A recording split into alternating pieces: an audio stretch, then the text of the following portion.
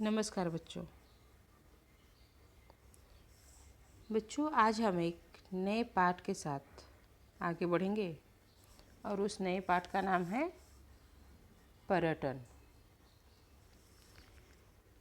बच्चों आपको पता है पर्यटन कब से शुरू किया गया था या कब से शुरू हुआ था? बच्चों हम थोड़ा सा पीछे चलेंगे प्राचीन काल में।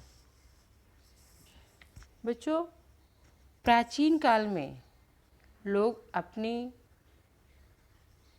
पेट की जो भूख है उसको मिटाने के लिए या अपने भूख को समाप्त करने के लिए उनको खाने के लिए नहीं मिलता था, तो वह एक स्थान से दूसरे स्थान तक जगह जगह घूमते रहते थे, विचरण करते रहते थे।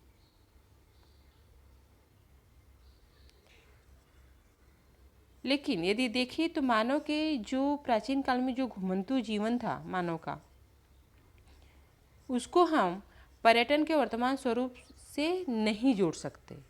लेकिन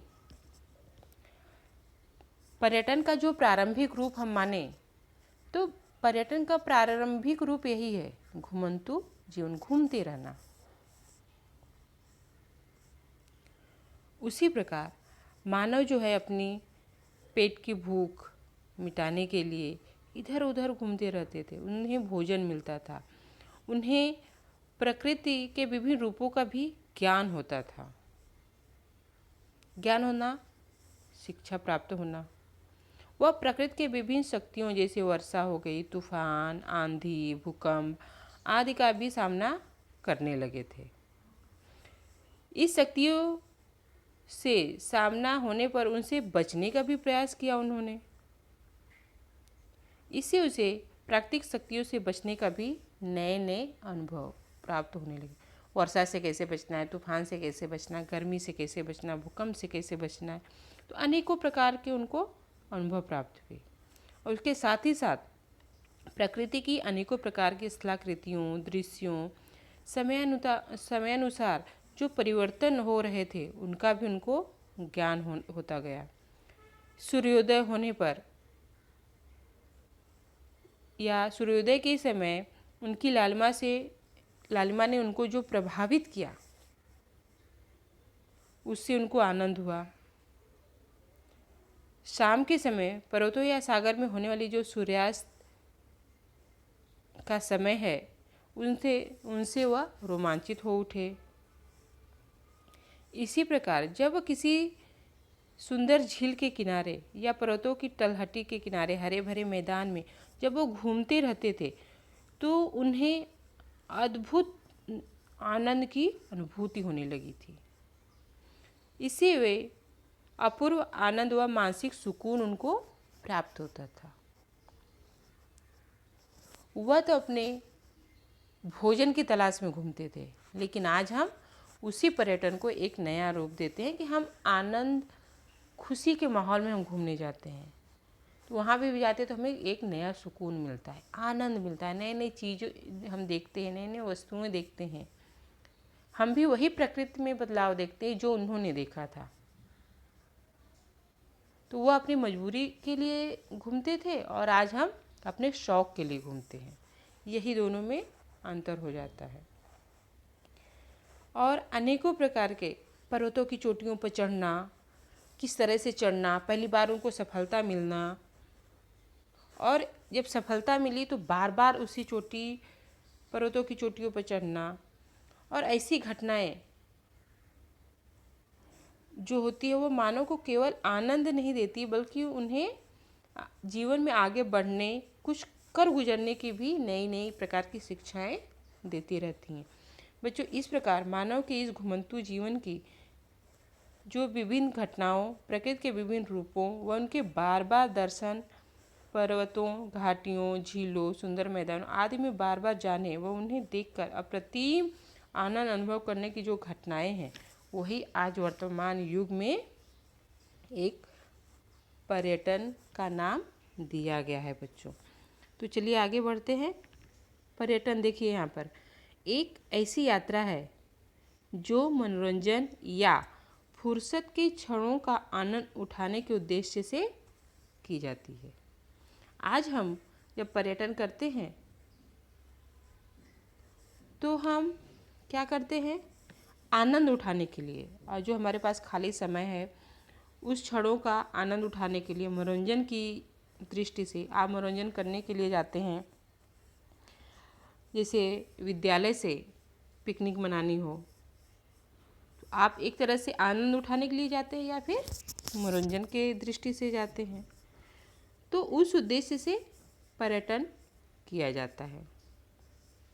अब पर्यटन का नियोजन, पर्यटन पर जाने से पहले हमें किन किन चीज़ों की पूर्व तैयारी करनी चाहिए। देखिए, कैमरा है, बॉटल है, चश्मे हैं, बैग, उस बैग में क्या क्या सामान होनी चाहिए ये तो आपको पता है।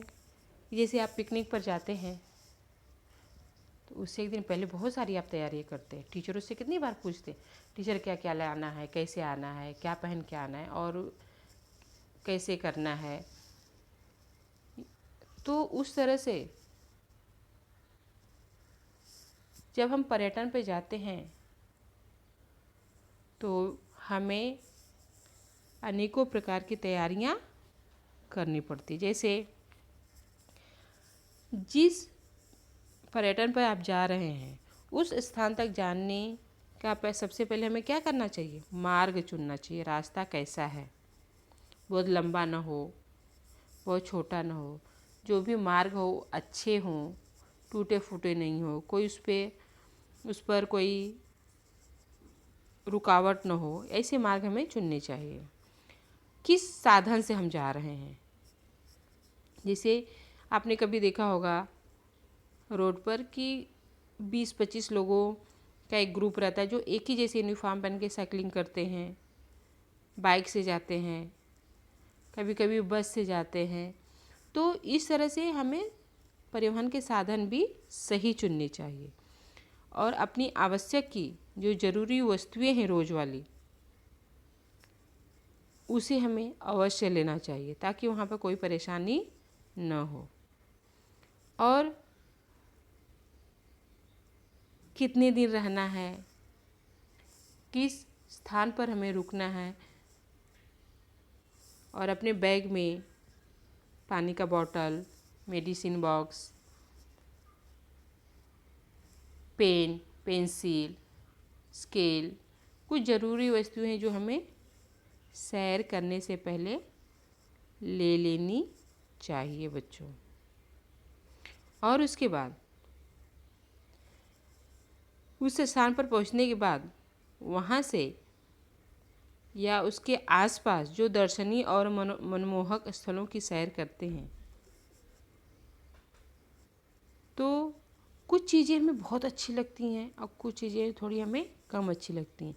तो कुछ लोग रहते हैं तो क्या करते हैं, जो चीज़ें बहुत अच्छी लगती हैं उनको हम नोट करते रहते हैं और कभी कभी हमें बहुत चीज़ें अच्छी लगने लगती है तो हम वहाँ पर रुक जाते हैं और वहाँ पर कुछ सेवा सुविधाओं का हम उपयोग भी करते हैं और जिन सेवा सुविधाओं का हम उपयोग करते हैं उसके बदले में हम मूल्य देते हैं।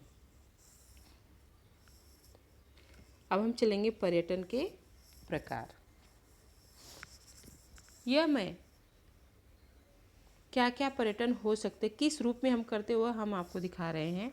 उसके बाद आगे हम विस्तार पूर्वक पढ़ेंगे। बच्चों, हर एक व्यक्ति जो है वो अपने जीवन में कई बार यात्रा करता है और कुछ लोगों के लिए यात्रा करना अपने आप से जुड़ने के जैसा हो जाता है।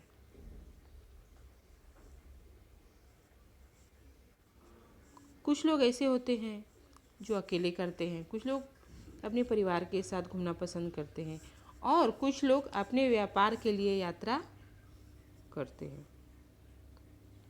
यदि हम सब मिलाकर देखें तो हर व्यक्ति अपने जीवन में कभी न कभी यात्रा करता है, चाहे वो अपने काम से यात्रा करता हो या फिर अपने दोस्तों के साथ मस्ती करने के लिए घूमने निकल जाए या फिर अपने परिवार के साथ कोई लंबी छुट्टी पर घूमने जाना हो और अपने घर पर बड़े बूढ़ों के साथ कोई धार्मिक यात्रा करनी हो।